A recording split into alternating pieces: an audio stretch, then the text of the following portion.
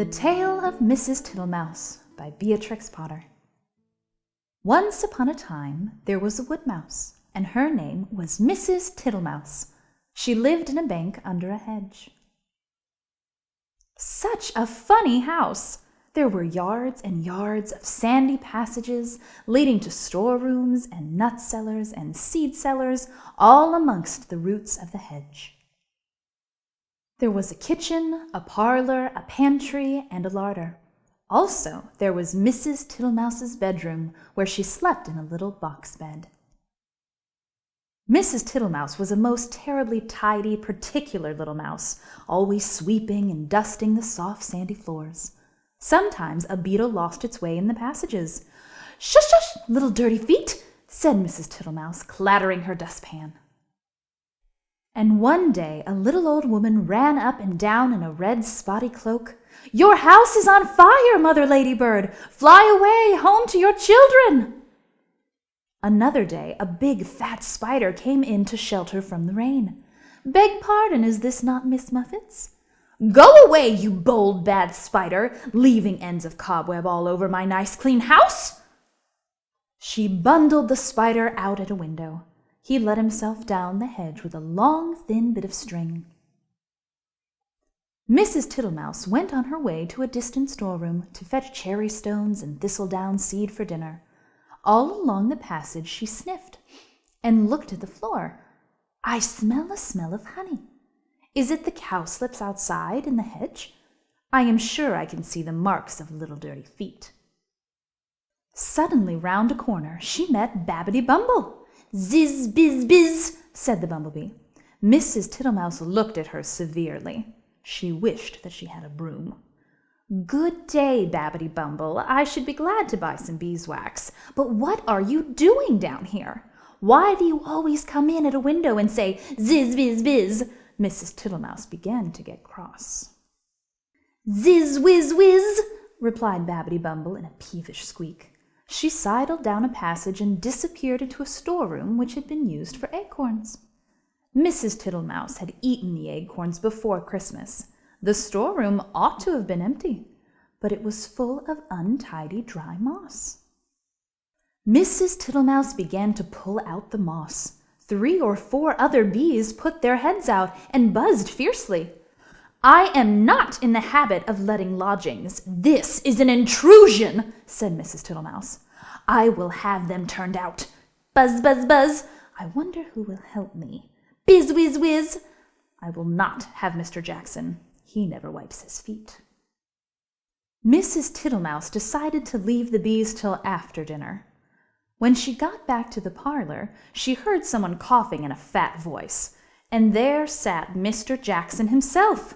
He was sitting all over a small rocking chair, twiddling his thumbs and smiling with his feet on the fender. He lived in a drain below the hedge in a very dirty wet ditch. "How do you do, Mr. Jackson? Dearie me, you have got very wet." Thank you, Mrs. Tittlemouse. I'll sit a while and dry myself," said Mr. Jackson.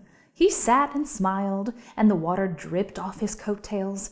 Mrs. Tittlemouse went round with a mop. He sat such a while that he had to be asked if he would take some dinner. First she offered him cherry stones.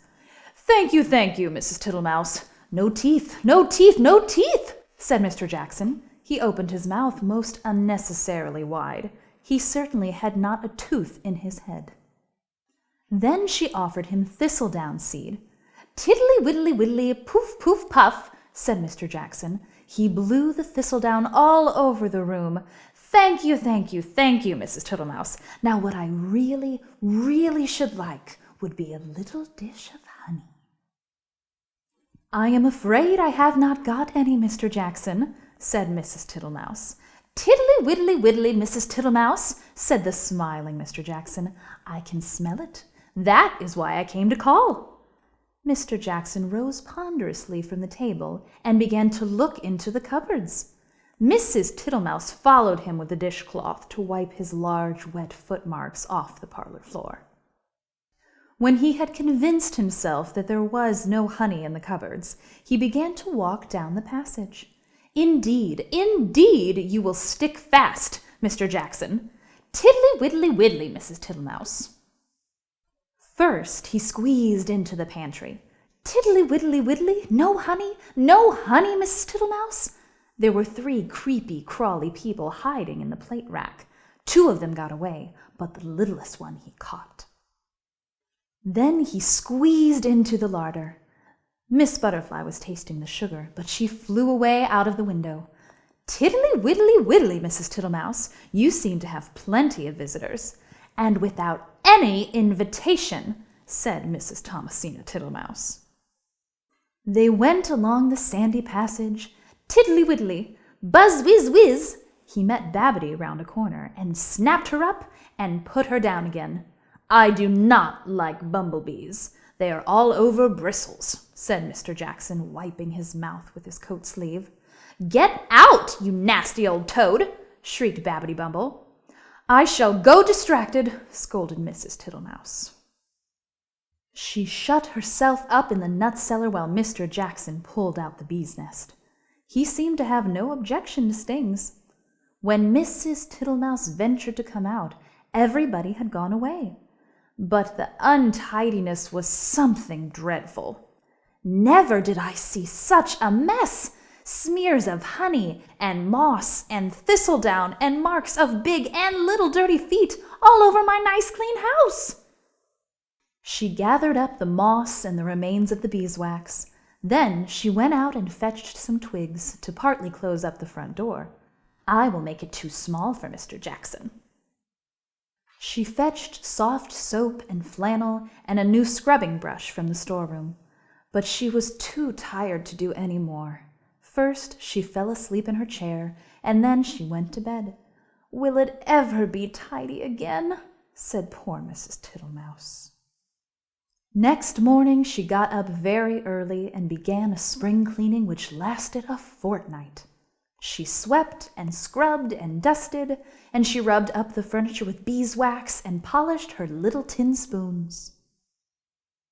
When it was all beautifully neat and clean, she gave a party to 5 other little mice, without Mr. Jackson. He smelt the party and came up the bank, but he could not squeeze in at the door. So they handed him out acorn cupfuls of honeydew through the window, and he was not at all offended. He sat outside in the sun and said, Tiddly widdly widdly, your very good health, Mrs. Tittlemouse. The end.